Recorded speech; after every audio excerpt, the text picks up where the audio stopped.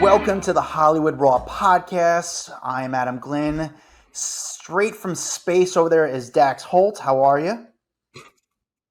I'm so good, buddy. Well, we're going to get. Do you want to get into now? Because it is a story on there. Today's our Raw rundown. No, but we'll get it. Let's wait until it hits one of the numbers on the rundown. Today's our Raw rundown. I don't need to spend more time talking about it. Today's our Raw rundown. We give you the top 10 stories of the week. How do we pick the top 10 stories of the week? First of all, it goes by entertainment news. We're not talking about Trump. We're not getting into the real news. We're going into high school news, pop culture news, entertainment news.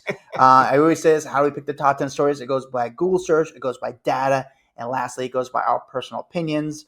But this week for me was a little bit of a slow week because when it's a holiday week and spring break week, a lot of the shows aren't filming. So for me, it wasn't really worth running into the city trying to come. There was just nobody in town. There's nothing going on.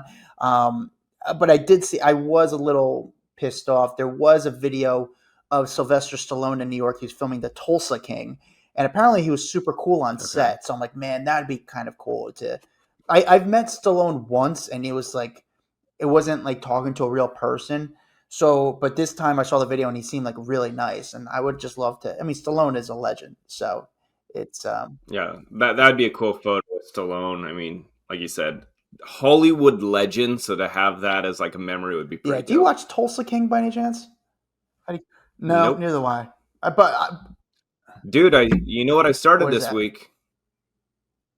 We got through Adolescence. By the way, can I just say, everyone was talking up Adolescence. Oh, you got to watch it. It's a great show, blah, blah. And I got kind of looped into it, and I thought the filming was really cool because it's, one long continuous shot. And then it ended, and I just was like, what the fuck was that? What the fuck did I just spend my whole time watching? I felt like there was no big conclusion. It just left me kind of hanging there, and a little unimpressed. Yeah, really. You're the only person that says that you were unimpressed with. A lot of people love the show. I tried watching the first episode and it just wasn't for me.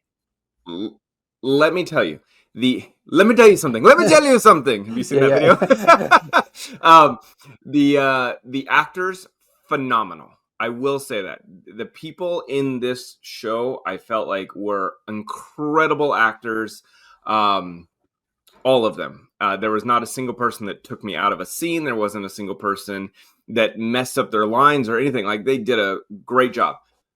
I just felt like once it ended, I felt like the storyline nothing was answered. They only had 4 episodes. I'm like, why wouldn't you do 8 and give me like more information? Or it just felt blah at the end of it. Yeah. No, I tried watching it and it just wasn't for me. It was just too slow. So, not for me. Gotcha. All right. Well, but I was going to say I started White Lotus this week. Like season 1, episode 1 White Lotus, that because everyone's been telling me about it. I'm like, fine. All right, I'll try it out. So now we're in, I don't know, episode 2 or 3, something like that. It's weird, but like interesting weird, and I don't get it. It's, like it's just kind of like you're just sitting there watching it, and all the characters are good and they're goofy in their own right, and so it just keeps you watching. I guess. Are your kids not into Minecraft? Did they go see the Minecraft movie? They have not seen it, but I'm assuming we will end up seeing it. Okay, because I know what's going on, the viral part in the movie where everyone throws the popcorn in the air and goes nuts. So I was curious if you guys saw it yet and were part of that. It's like chicken jockey or whatever it says. No. I've said this though, the movie theater should like lean into it. There's all these stories about people not being able to go to movie theaters, or they're like, if you throw popcorn, you're getting kicked out. I'm like, if I owned a movie theater, I'd be like, let's do this. Lean into it. Give them popcorn to throw around. I would just be like, don't throw drinks because that takes it to another level. But have a good time with the popcorn. Everyone will be coming to your movie theater. You'll have people lining up for days to get in there if it's a thing and they're embracing. Yeah, I've talked about the show now for 2-3 weeks now. I've said, has anybody watched the show? Please put it in our private Facebook group, Off the Record. The Studio with Seth Rogen. I'm obsessed with the show. I love the show. It makes me love Hollywood. It's everything I love about Hollywood, and it makes me just want to go to a studio, an actual film studio out in California, and just like walk around and get lost and see what happens. I'm also so curious in these studio heads now, But I love the show. But know what? I haven't met anybody who's watched the show. So I got to watch that. Dax, I talk about not getting into events, and I never get into events. Rarely do I ever get invited or even get allowed into an event. I'm usually the guy outside hanging out with the security guys outside because for some reason I'm blackballed from these events.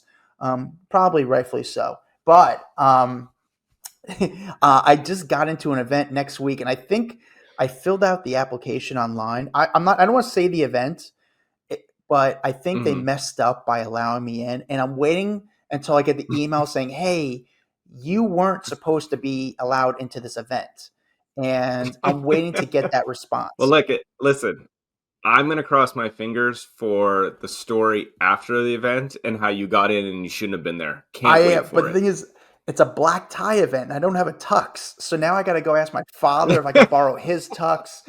I don't want to rent one in case I get there and they don't allow me in.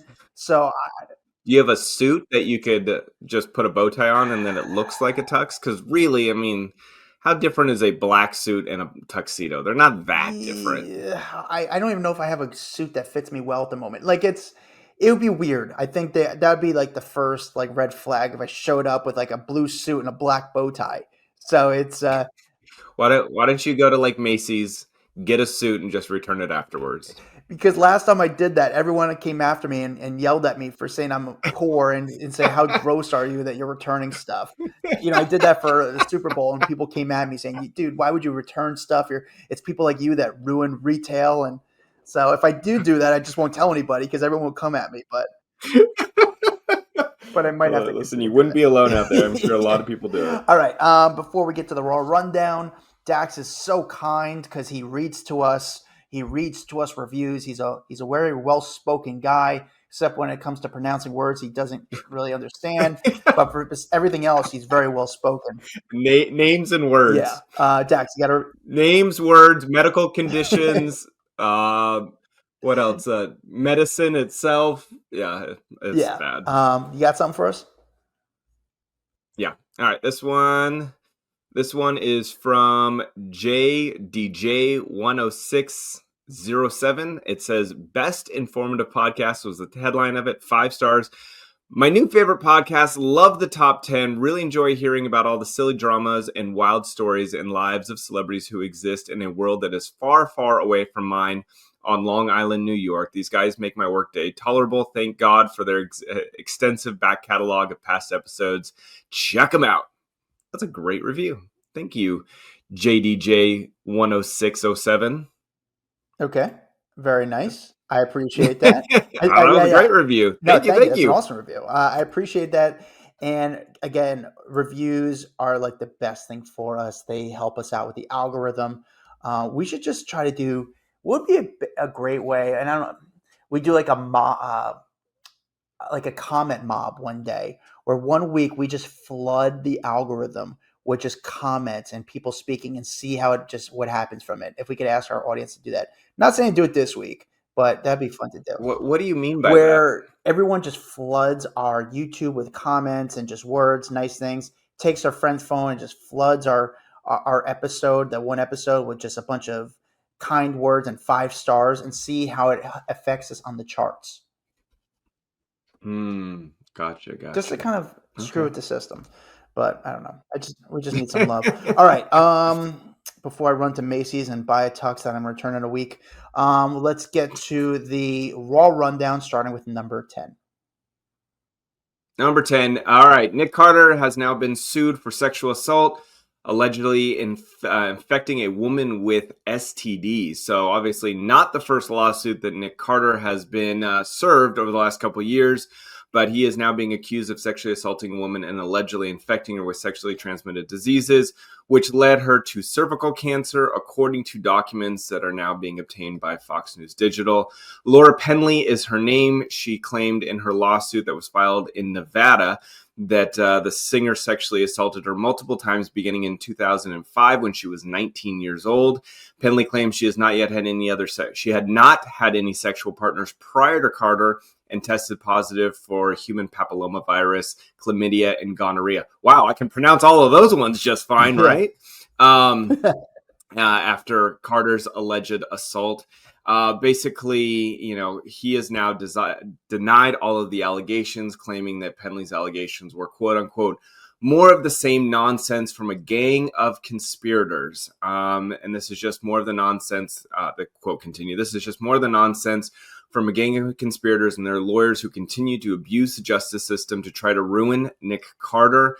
It is drawn from the same predictable playbook: lie in wait for decades until Mr. Carter is celebrating a professional milestone, then hide behind litigation privilege to make utterly false claims and attempt to inflict maximum damage on Nick and his family." They went on to say that Nick does not recall ever even meeting Laura Penley. He certainly never had any romantic or sexual relationship with her. The person making these claims has documented history of financial and legal trouble, has filed for bankruptcy, and has been sued for fraud. And whatever health challenges she may have faced is absolutely nothing to do with Nick. So he's going to continue to fight against that. She went on to detail out this alleged relationship that they had, basically saying that... let's see. After 3 instances of consensual sexual intercourse, Penley alleges that Carter dismissed her when she requested a movie and a hangout instead of intercourse. He allegedly told her that no, because the only reason she was there was to have sex, and that's what she wanted. Carter then picked the plaintiff up off the ground, threw her into his bed, and forcefully assaulted her, despite saying no multiple times. He then allegedly instructed her to keep his sexual assault of her a secret, and that no one would believe her. So it goes on. You can read all the details of this this lawsuit. It's all over online right now. But if you remember, this isn't, like I said, not the first time he's had. I think this is the 4th sexual assault lawsuit against Nick Carter in recent years. There was the pop star Melissa Schumann, who filed a lawsuit in 2023 accusing him of sexual battery and sexual assault. And then there's been a couple other. He has maintained his innocence through this whole thing. But wait, Melissa Schumann? I don't know. Him? Is that Melissa Schumann you mentioned? Yeah. Wow, that's interesting. So Melissa Schumann was this girl that for some reason I forgot completely about. And then all of a sudden this past week, a video popped on my social media like, hey, do you remember the music group Dream? Do you remember Dream? He loves me, he loves you not. Yep. And I thought that this girl was so pretty, but I didn't know she accused him of some kind of bad behavior. Wow. Yeah, they dated for a while, and then I guess in 2017, Schumann claimed that she was raped by singer Backstreet Boys member Nick Carter in 2003, an accusation Carter has denied. She did file, but it was dismissed by the Los Angeles District Attorney in September 2018 because statute of limitations has passed. She would later file a sexual assault against Carter in April 2023. But in August 2024, it was revealed that Carter was countersuing Schumann for $2.5 million, with the countersuit being filed in Los Angeles Superior Court. Court documents revealed that Schumann's lawsuit cost Carter and the Backstreet Boys endorsement and business deals, and also resulted in Carter himself losing millions. Yeah, this is that's gnarly. I didn't know there was that many cases. I forgot exactly that there was that many cases against Nick Carter. Yeah, it is weird that someone, like you hear about these celebrities that get sued with, these cases, and I feel like it really drags them down in Hollywood. And it's funny for me to sit here and I'm like, oh, I forgot about that one. Oh, I forgot about that. Normally these lawsuits come out and you're like, that person is screwed, and everyone, it's just associated with them for the rest of time. Go back to Melissa Schumann, which has nothing to do with Nick Carter, but I love Where Are They Now stories, when it comes to celebrities. So when I looked up Dream, I was like, where are all the other members doing these days? And I don't know, I always get stuck in those things to see where they're at, what they're doing. It's to me, it's just fascinating. Melissa Schumann lives in Vegas now, but she was like the standout girl from the music group The Dream. But it says on her Instagram page that she's a recording artist, an actor, and advocate. But I'm always curious, okay, that's great, but how do you pay your bills? And I'm always curious how a lot of people pay their bills. There's no way Dream residuals are paying you, $200,000 a year. But There's then, no way. I saw a photo the other day of David Faustino, Bud Bundy from Married with Children.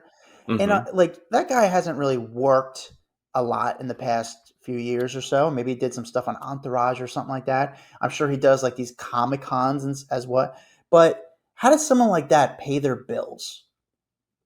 Because life is I expensive. used to see, I don't know, but I used to see him running down, like, what was it? It was either Hollywood Boulevard or Sunset, like almost all the Really? time. He was always out running, and I didn't know if it was just like he wanted to be seen, but it was just like every other day you see David Faustino out running That's so around. You cool. know who I used to see out a lot walking around? Red Foo Yeah, I remember him. You don't see from him anymore at all. LAMFAO. Well, he just did the Super Bowl commercial or whatever for Zumba, so that I've seen him a bunch, but he's obviously very recognizable, the big hair, but he would always just be out walking around Yeah. Hollywood. And again, I don't know if it was just to be seen because he really stands out, but he was just always hanging out, walking I down the think he sidewalk. lived like around just off Sunset Boulevard. So like he Yeah. lived right around the Yeah, he corner. lived So I in guess if he wanted to walk and get really, food, really he was close. going to like Pink Taco or those places. So he was right Yeah. in that area. All right, Dax, number 9. Serena Williams saying the Super Bowl dance with Kendrick Lamar was quote unquote absolutely not a diss on Drake. Get out of here. Get out of here, Serena Williams, in your mind. If you think showing up and dancing in the Super Bowl next to Kendrick Lamar during Not Like Us was not a diss to Drake. Like, no chance does anyone believe you. She is saying that no, this was just a moment. She wanted to do the Crip walk because if you remember back to when she won, what was it, the Olympics or something like that? Back in the day at Wimbledon, they gave her a really hard time for doing the Crip walk. And so this was a huge platform for her, blah, blah, blah, blah, blah. I don't believe it. I'm sorry. She said she respects Drake and that she's never had any bad beef with him after they broke up. But you're telling me when Kendrick reaches out and says, I want you to come do the Crip walk during Not Like Us, that somehow doesn't correlate to her of that might be a poor decision because it looks like a direct diss against your ex-boyfriend? Come on. I'm just curious though if maybe she didn't even consider the backlash that she was going to get. There's no way. Like Drake is suing Kendrick Lamar for the song, and she thought, "Yes, I'm going to walk out and by you performing is you co-signing on the song." The second that I saw her out there, I was like, "Oh shit, like what did Drake do that Serena is now co-signing on this song?" See, I didn't really put the two together that, oh, Serena's, I was like, oh, there's Serena Crip walking or sea walking. But I didn't say like, oh, by the way, she used to date Drake and put all that together. I mean, now it makes sense.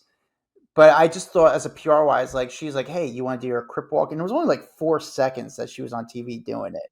It was quick, but her involvement in the middle of that song, like if she would have been out there Crip walking during any other song, it would have been a different story. But I do question that there's. But her being there during Not Like Us, that was the part that was like, oh man, you wanted to rub it into Drake's face that you were there. I was curious how there was not one person on her team saying, hey, by the way, this might look like as a stab to, this might go over poorly. Yeah, like, and it seems like she is regretting Oh, you doing think it, so? is what it sounds like.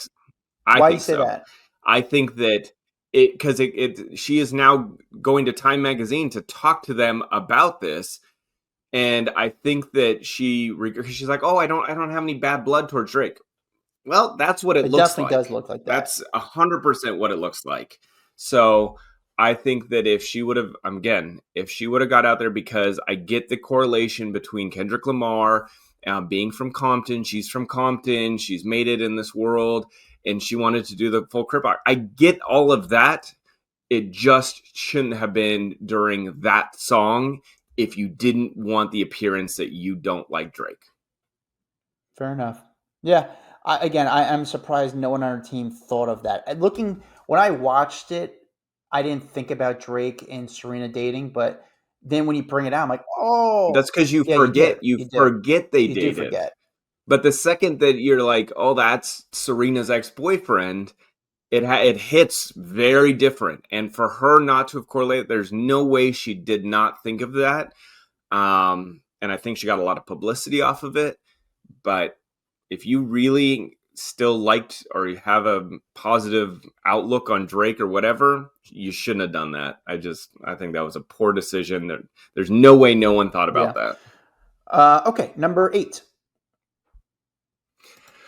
All right, number 8, Christie Brinkley reveals what actually tore her and Billy Joel apart after their hot romance. And you remember, this is a story kind of for the older audience, I would say. This is not like the younger generation. Everyone's gonna be like, who the hell? But obviously, Christie Brinkley and her ex-husband Billy Joel were a very, very famous A-list couple back in the day, and she was obviously the centerpiece behind Uptown Girl. He wrote the song for her. She starred in the music video. It was a whole thing. And she's now 71, and she is talking about this whole romance in her new upcoming memoir, Uptown Girl. But she said really what derailed their relationship and this beautiful thing that they had together was alcohol abuse and substance abuse. And she just said, it was really clear that I never wanted things to end with Billy, but his drinking was bigger than both of us. And eventually it just became too much that tore them apart. And they have a beautiful relationship now, all these years later. They get along. They've got a daughter together. He'll come over to her house, hang out. She's obviously been remarried and all this other stuff, but they do have a good relationship. And he doesn't even really drink that much anymore. He had said it wasn't this big AA kick. I just got to a point where I'd had enough. I was tired of being inebriated all the time. It was creating more problems than I needed. So I stopped drinking. And I'm assuming that they now get along because that's in his past. Yeah. Yeah, pretty wild. This has nothing to do with the story. I just bring up stories that have nothing to do with the story again. Billy Joel used to be married to a girl named... Hold on, I'm trying to think how I could say this without getting... Okay, I'm going to say a story. I don't want to get in trouble for this. So, Billy Joel used to date a girl. Did I say the name already? I think I'm going to say the name. Billy Joel... No, he was married to a woman. Billy Joel used to be married to a woman where my buddy was the doorman of this building. And he was like, dude, you should come by my building at night. I go, what do you mean? He goes, I think Billy Joel's wife is seeing a guy in my building. What do you mean? He's like, she comes in every single night, late at night, to see this guy. They walk out together. He goes, something's going on with this woman. And it was kind of like, I never wanted to do the story, but looking back, it probably could have done well. But it was like, there was a lot of stories about, I shouldn't say it, but one of his ex-wives was definitely doing something on the side with this guy. And my buddy was like, and it was the same building. Katie Holmes used to live in the building. It was right, I don't want to say, it was on the top of a Whole Foods. And I don't know, but it was, and then all of a sudden that woman, I'm trying to say this so I don't get in trouble. I don't want to get sued, but allegedly, I just did a Trump, allegedly. But then all of a sudden I ran into the girl doing setup shots one day. And I tried to interview her while doing her setup shots, and she ran from me. She was so pissed off that I caught her doing setup shots. And then she emailed me recently because I help out a company. And she emailed the company that she was looking for a deal. And I gave her a really good deal. And she tried to be like, I get paid, blah, blah, blah, to do these posts, that post. I'm like, you're only somebody because you're Billy Joel's ex-wife. Let's be real. Your whole career is based on being Billy Joel's ex-wife. And the girl just sucked. She just stunk. Sorry, that had nothing to do with it. That would have been cool, though, if Christie Brinkley was still with Billy Joel. Obviously, he was going through a hard time, but that would have been a fun couple, as they get older. I know she's moved on, he's moved on. But, yeah, Christie Brinkley, legend. They have a daughter named Alexa Ray. She's a singer, too. She does the Carlisle sometimes. She's been trying to make it for a long time, and talented girl, just never got and I think she just never wanted to use her dad's name so much. She lives in the shadow of two very famous parents, which is difficult. Yeah. Two very successful people, and I think that has to be. Everyone talks about nepotism and all these doors open for you. Yeah, not when your parents are insanely successful. That's what you got to live up to. Like, Well, that's it's tough. also like your mom is a model, your dad is one of the biggest singers of all time. So you either A, have to be so gorgeous, or B, be so talented as a singer. It's like such like to live up to those standards. Talking about nepotism, that's got to be one of the hardest ones, just because of the shadow you live Yeah. under. Dax number 7. Liv Tyler. This is crazy. I did not know that she didn't know Steven Tyler was her dad until the age of 11. Did you know that? Like, I did not know that. this news is brand new to me. So she actually was on the Kate Hudson and Oliver Hudson sibling rivalry podcast recently, and she sat down to talk about how when she was 11 or 12 years old, her mom took her to an Aerosmith concert, and that was when she found out that that was her dad. I guess they were sitting on a bench outdoor of the amphitheater, and she told me this whole story. She's talking about her mom. Told me this whole story in the most sincere, beautiful way, and I was just there sitting with it and thinking about it back. And then they went backstage after the show and she got to meet her dad. But imagine going to a concert, you're just like, oh, it's an Aerosmith concert, like this is awesome. And then you find out, oh wow, the lead singer of this band is my dad. And like trying to process that whole thing, because she grew up with a different man that her dad had, or her mom had married, and that's who she thought was her dad that whole time.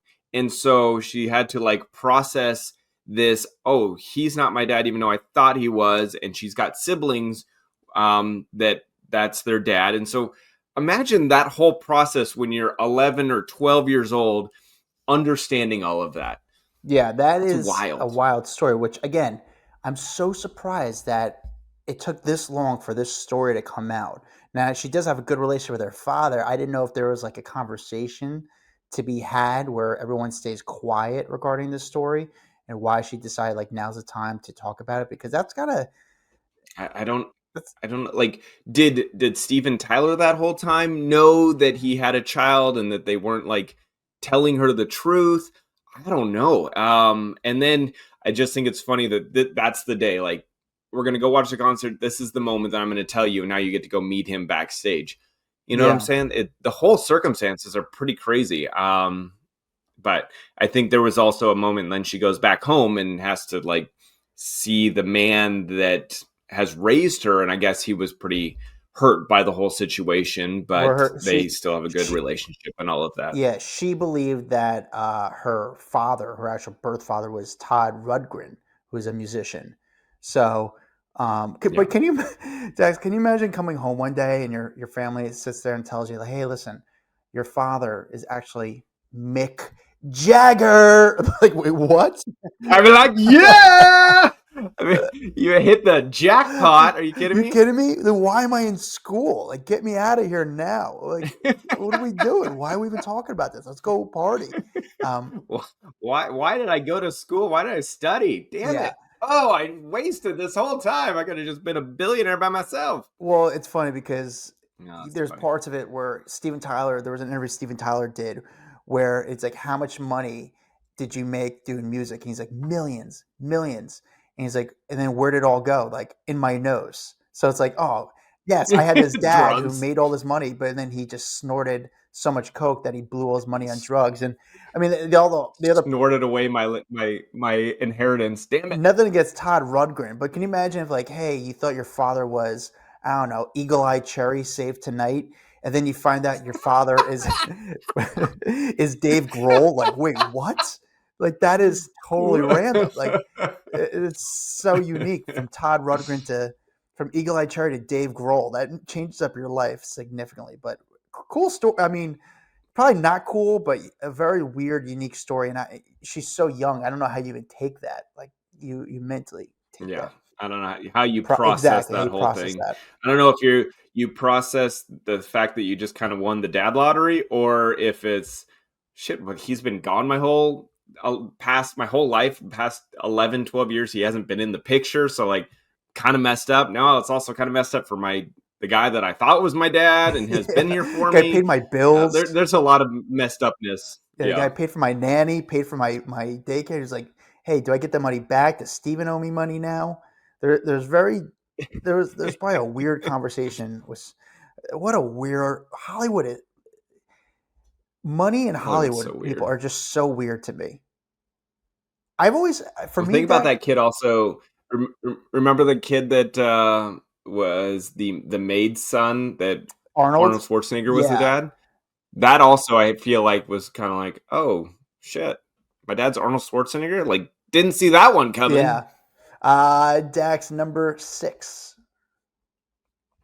Amy Lou Wood says Sarah Sherman sent her a bunch of beautiful flowers following that whole SNL impersonation. Where, if you watched SNL last week, Sarah Sherman basically impersonated Amy Lou Wood. Some people don't even They know did who like a Amy Lou White Wood is. Lotus. She's from White Lotus. Yes.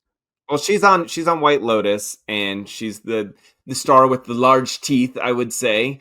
She's very recognizable, and Sherman spoofed her, and the sketch went crazy. And basically, Amy went on social media and was not happy about it. She called the skit kind of like lowbrow, mean, and unfunny because they were just making fun of her teeth. She was wearing these like prosthetic teeth, and they were really big, and the joke was all about her and her teeth. And she just was like, that's really mean. She goes, I've got pretty thick skin, but that one, it was too much. So apparently, Sarah heard about it and reached out, sent her flowers, and kind of apologized for the whole thing. And I thought that was kind of a nice thing, because like, it's got to be hard when you're on SNL and you want to be funny, and you have to pick characteristics of people. You got to lean into it, and then you probably end up offending a lot of people out there, and you're like, I'm just doing my job. You know what I'm saying? I'm trying to be funny. I'm trying to be a comedian. I'm doing my job, but there's going to be people whose feelings are hurt. So I thought that was nice to hear that she sent her flowers. Yeah, well, it was weird at first because she said the actress Wood is her name. Is that her name? What's her name again? This girl? Are you talking about Amy? Amy Lou Amy Lou Wood. Wood. Okay, Amy Lou Wood. So she wrote down that SNL reached out and apologized, but it was kind of like vague, because then all of a sudden SNL's like, we didn't apologize, because what do they have to apologize for? That's if they apologize for it, then they're going to start apologizing to everybody every week, because that's what they do. They do Yep. satire. But then it turned out this, what's the girl's name? Sarah. I don't know her last. Sarah on SNL. Sarah Sherman. She was the one who reached out specifically and sent a bunch of flowers to her and said, hey, I'm sorry that you were hurt. And I get it, because it's something where it wasn't like it was an impersonation on her look rather than her character. And I can understand, be like, hey, that one kind of stung a little bit. Yeah, but that's how people are. They get, well known is based on a characteristic that's different from other people, and then they like lean into it. You know what I'm saying? That's like the character. How do you say it? Caricature drawings that like were in the newspapers back in the day. It's like you have big eyes and they make them really big, or you have big teeth and they make them really big. That's what we do as a society, is like, oh, that's what's different. Okay, now that makes you recognizable, makes you different, makes you stand out. Because it's not the first time people have talked about her teeth. I mean, come on. And SNL is. I'm sure she's heard it her whole life. I'm sure SNL, I'm probably positive SNL has made fun of someone based on their look over the years on some. So it was nice that she reached out, because the girl said she was hurt and she wanted to know it wasn't like ill will.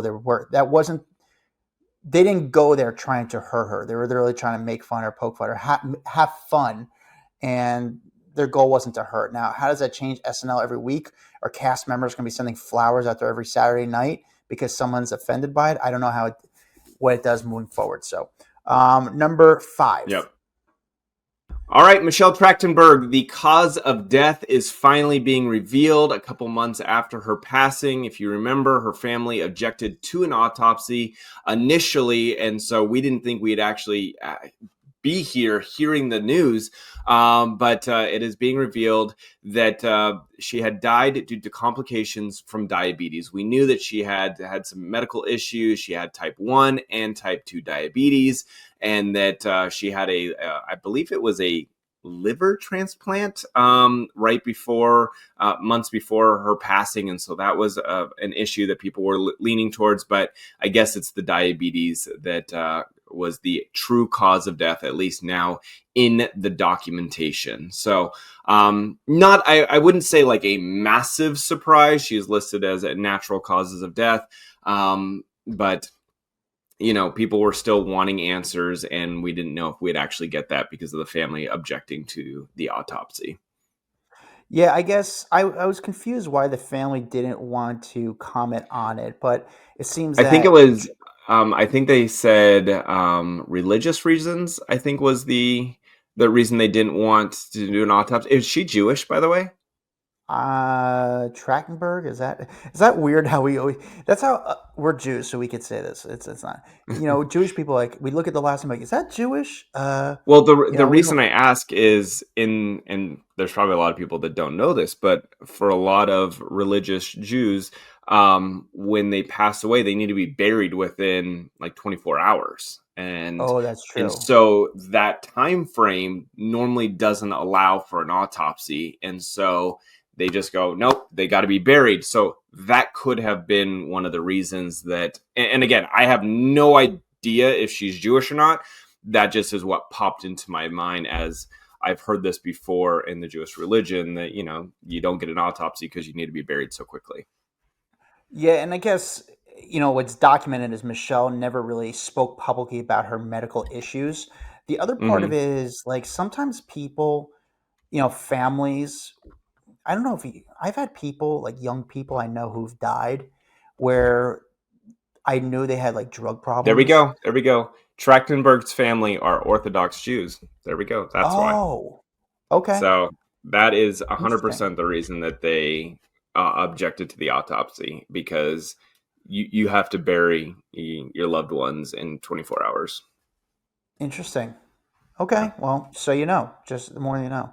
I've had, I'm talking about overdosing on drugs. I'm such a, but I mean, I've known people who have had drug issues, and all of a sudden when they pass, their family says, "Oh no, they've always had heart issues." I'm like, yeah, but they've also did, a lot of Because drugs their the heart last. didn't like drugs. That's why they had Yeah, heart issues. yeah. So it was like weird that what they would say, but again, Orthodox Jews, you have to. It's what is it 24 hours or Yeah, it's fast. 48 hours?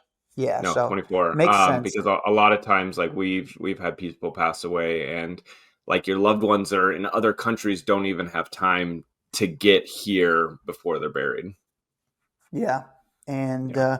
yeah, I guess this case is closed now, so we can kind of move on from all the speculations of how she could have done it, how it could have happened. Still very sad. Doesn't take away from the loss, because she was a good actress. She was fun. She was cool, and I had people who are friends with her and said had great things to say about her. So very sad. So that's right. Number 4.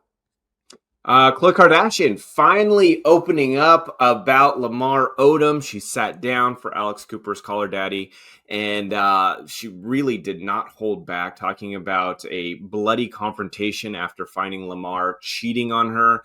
She got into the whole thing, which Khloé doesn't really, I feel like, take these opportunities unless it's on her show, right? Like, that's when they open up about stuff, is on their show, so people will tune in. It's a whole thing.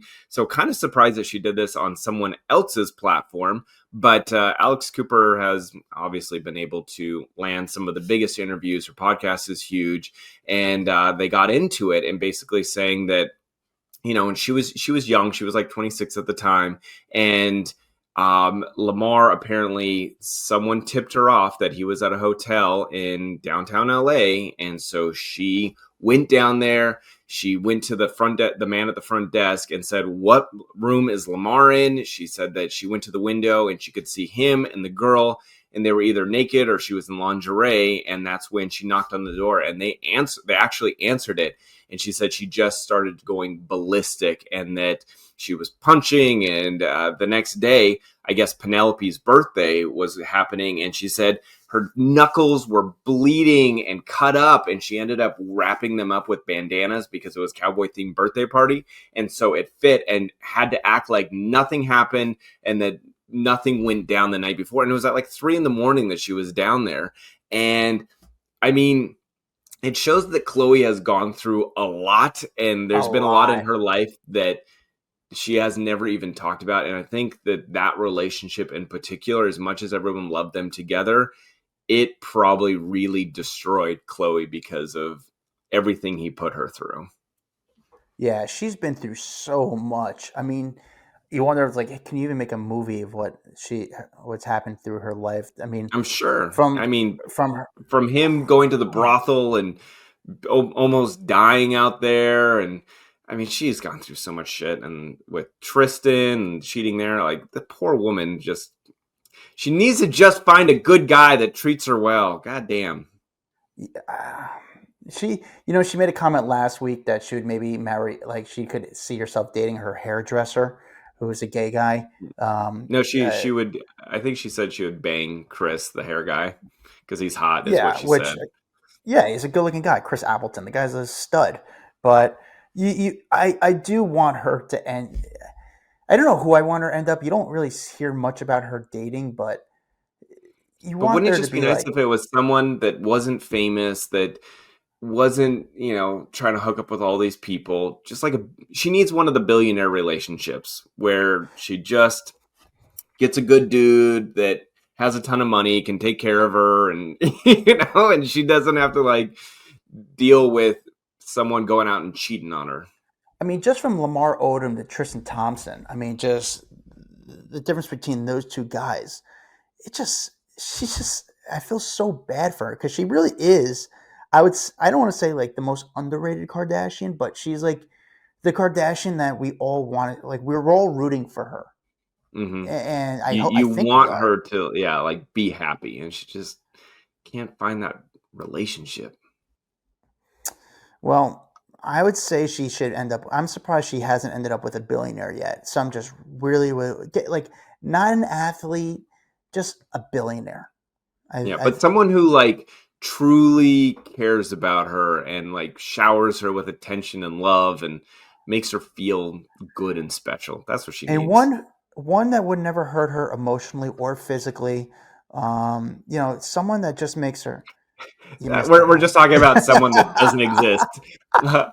A billionaire with a big heart. All right, Yeah, next. okay. How do you think he became a billionaire? Because he had a big heart? Like, come on, man. He's a savage. But yeah, I think I'm surprised Kim hasn't ended up with a billionaire, or I'm sure she maybe She dabbled. will at one day. She Well, I should mean, just be she's a like, do the billionaire, Salma Hayek but route.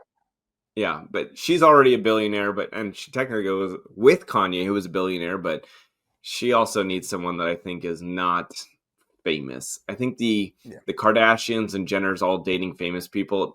It's just after a while, it's probably got to be exhausting. Just find someone that's not famous that cares about you. Number 3. Katy Perry. So we talked about this a little bit. Obviously, Katy Perry went to space this week. She went up there with Lauren Sanchez and Gayle King. They went up in that Blue Origin spacecraft where they go up for about 10 minutes. Like the whole trip is like 10 minutes, I think 4 when they're actually in space. And the video came out and they're floating around. And Katy Perry she took a little daisy up there, the whole thing. Well, it has now come out that she did sing in space. She said she was going to, and Gayle King said she pulled through with that promise. She sang "What a Wonderful World" by Louis Armstrong while she was Ugh. up there. What are your thoughts on this whole space travel, like the whole thing? Because I've heard both sides. People are like, "Oh, get out of here with these people traveling to space." Other people loved it because it really made space travel seem possible and doable by normal peeps. What did you think? I don't think it deserves the hate of it. I can understand the like, hey, it's just useless and then, like, who cares? I understand that factor, but I understand that should be hate. As far as her singing "It's a Wonderful World," I mean, I think there could have been a better song. I also think there should have been cameras inside. You watch. I mean, let's They be real, did. Dax. There We was both cameras inside. watched it. No, No, but I would say is we more there should be. How should I say this? We watched you it. wanted. Oh, so I know what you wanted to see them as they were going out. Like you wanted to see their face and the Yes. skin pulling back as they were rocket launching into space, so that you could see that moment. Which clearly they didn't want, and that's why the camera, like, they released the footage after the fact. I think they also released the footage after the fact because, God forbid, anything was to go wrong, that would have been pretty traumatizing to see that on television. Yes, and I think a lot of people watched it to see, unfortunately, if something did go, because it is crazy. I mean, I can understand when Oprah was crying. I mean, your best friend is in this space shuttle, whatever you want to call it, and there is so many risks involved. They're one of the first people to do it. I mean, they've done this ride twice before, but no, they've done this, but they've done it a bunch of times. I think we just don't talk about it because it's not huge celebrity. It's rich people going up to go for this 10-minute flight. So there's definitely so much risk. So I can understand if your partner, your husband, your wife, your friend is going through it, the emotional attachment you have to it, because it is crazy. It's still so new. I think a lot of people watched it in case something did happen and they wanted to be like, oh my God, I saw it live. It's part of history. I still don't understand the amount of shit it should get. I don't understand the amount of heat it should be getting. Like, I know, like, Emily Ratajkowski, Olivia Munn has talked negative about it. It's unnecessary. I mean, yes, it was a little bit of like, it was a spectacle, the people you picked, but like, you picked Gayle like, King. at the Why? same Because time, you knew she'd talk about it. Yeah, you've got her because on the CBS morning show she will talk about it. And then you got Oprah to show up. You got Katy Perry, who's a celebrity, a massive worldwide celebrity. Then you got Lauren Sanchez, which I think she probably had the most significance because if Jeff Bezos felt like it was that safe, he's sending up his fiance. You know what I'm saying? So I think that right there, it shows the credibility, or like how safe flight is that his number one person in his life, he's sending up to space. So I think that said a lot. Yeah, you also need some celebrity power to bring more attention to it. I mean, at the end of the day, it is still very cool, and it shows you what we're doing. They're working on some pretty unique things, so I think it is exciting. I did try to did it come at a weird time? Maybe, but like, that shouldn't hold you back from doing experiences like this. But also, bringing some celebrity attention brings attention. How much it costs to do these like Blue Origin flights? Because I mean, that's the next thing is like my head goes to is, okay, well, how much does a normal person? Clearly, all of these people got comped because it was a big media spectacle. But if you're a normal person wanting to go to space, how much does it cost? And I think it was like $150,000 to kind of put as a deposit for the flight.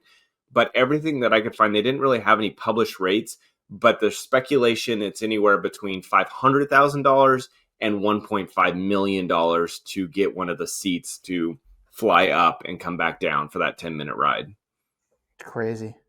Yeah. That is wild. I just want to know, when will there be any celebrities to actually pay? Not comped, but pay. Who's the celebrity that's first going to pay to do something like this? That's when I get very... free shit. Come on. Everyone's like, hey, I'll do a post on Instagram. Hey, man, really? You're going to do a post on Instagram for that?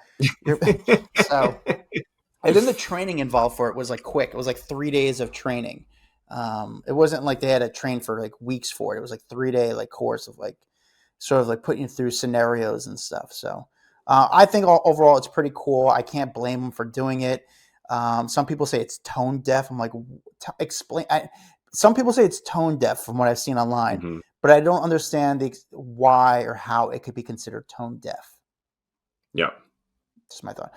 Number two, Gene Hackman and his wife Betsy. A bunch of photos and videos came out this week inside their home, and what a mess it was before their deaths.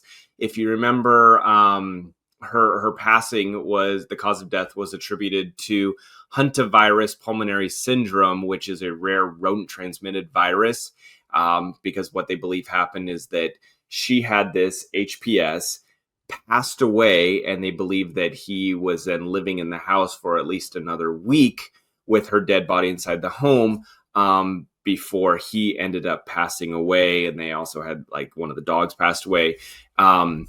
but they actually put out photos, which I was kind of surprised with. The police there put out the photos of like the clutter, the craziness inside the house. Like certain parts of the home very much look like a hoarder's house. I've got some of the photos here because they're police photos. I can post them up and you can see them. But basically, this is inside one of the closets. You see just tons of clothes and piles and bags and other items. Inside of the bathroom, you see numerous bottles of different products scattered all around the countertops. So the drawers are popped open, clothes everywhere, stuff covering the floor. So it definitely was a lot going on inside this home. And because there was so much clutter, there was numerous rodents found living inside of the home, which I think that they were then pointing to the fact of, listen, she died of this syndrome that's passed by rodents. Well, look at how they were living and the amount of prescription pill bottles and toiletries and groceries and clothes scattered about the house.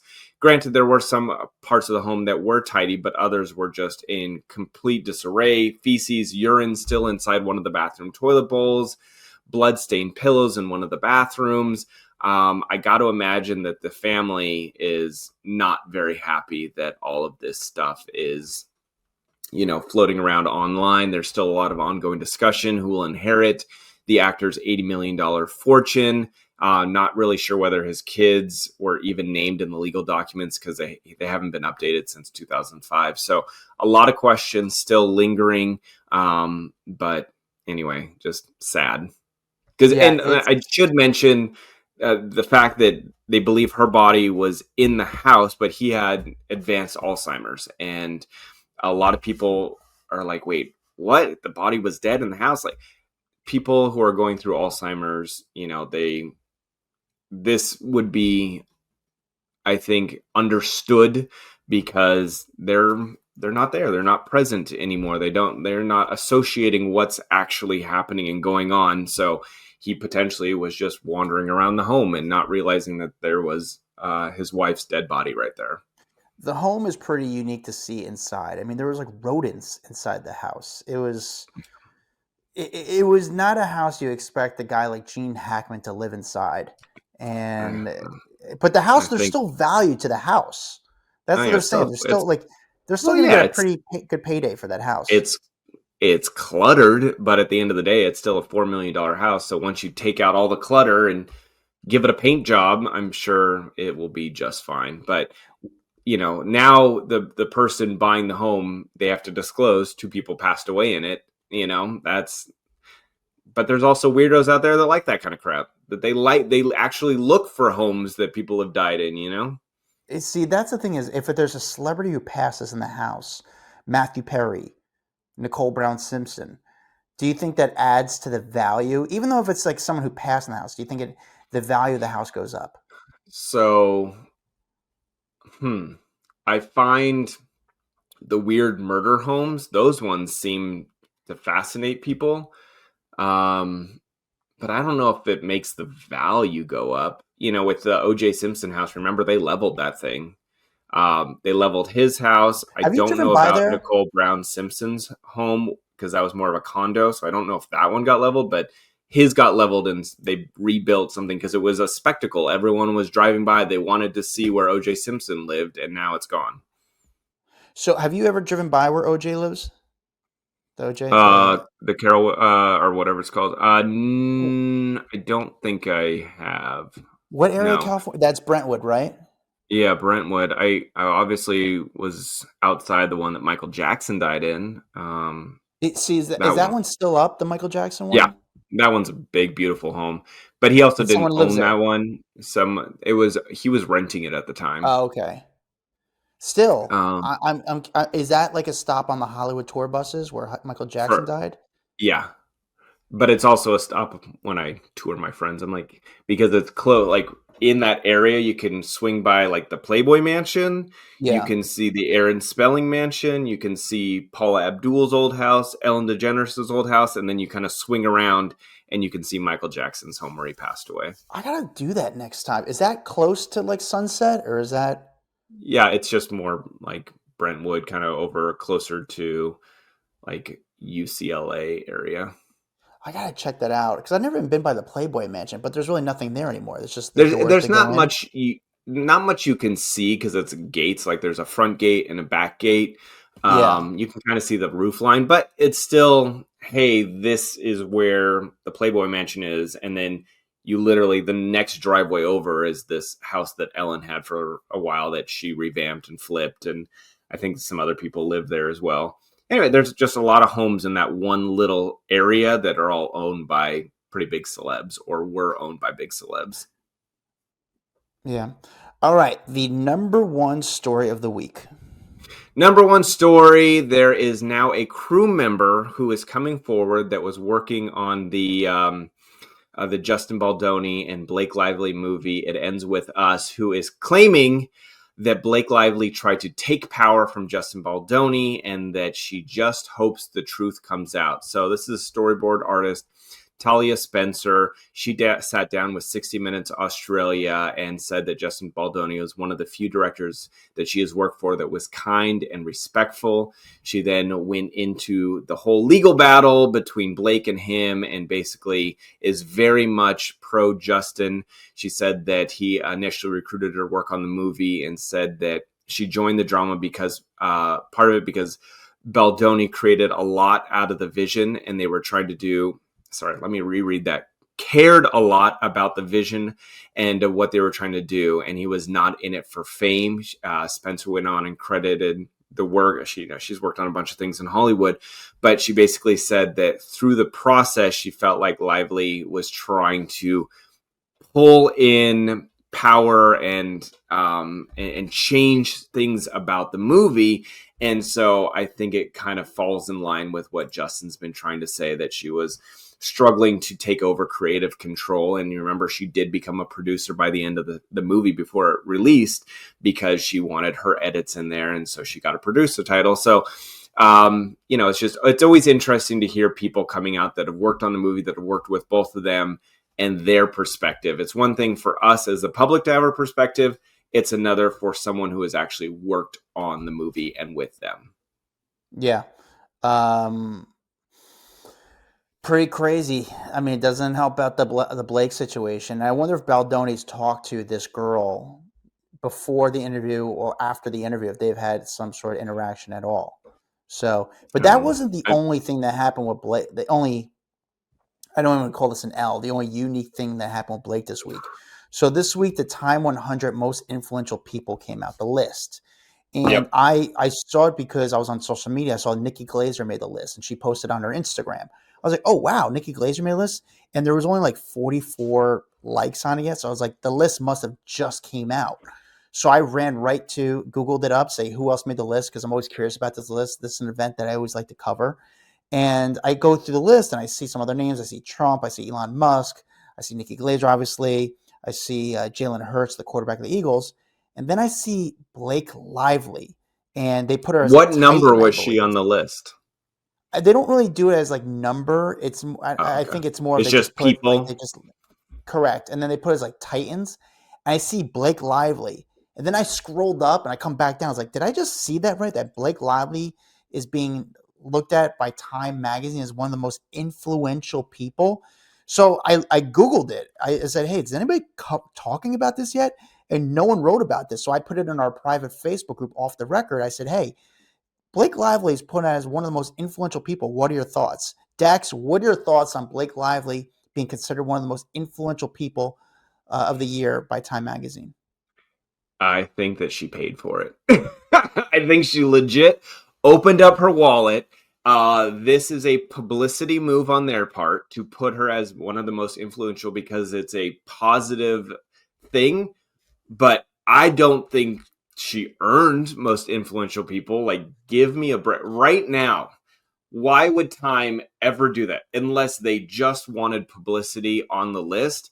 It makes no sense to have Blake Lively on the top on Time's 100 most influential. Like, it just makes no sense. So she either paid for it or Time Magazine was just doing it to get a lot of people to talk about it. I'm curious the conversation beforehand, how that started. I don't think she necessarily paid for it. I'm curious if she actually applied for it, but I'm curious at Time Magazine because who reads Time Magazine? Let's be real. It's not like a big publication anymore. I don't see anybody walking out of a Barnes and Noble with a Time Magazine anymore. So they need to kind of get some excitement about the issue. Mm-hmm. So let's put Blake Lively's name down there because more people. I think more people would be interested if, why, the other part of it is like, why isn't Justin Baldoni's name on there? Because so many people jumped on his side, and he's not. Blake's a bigger name, Yeah. so I think If the Baldoni article is actually was pretty influential. if the article was Times 100 most talked about people of 2025, then I'd be like, absolutely, you guys, 100%, she should be on this list. But most influential? No, not right now. No chance. I mean, you've got So I'm other curious. people in the magazine, Serena Williams, Ed Sheeran, Demi Moore. Like, yes, those people make sense. Blake Lively doesn't make sense right now. So there is a red carpet event for this. There's going to be interviews, media.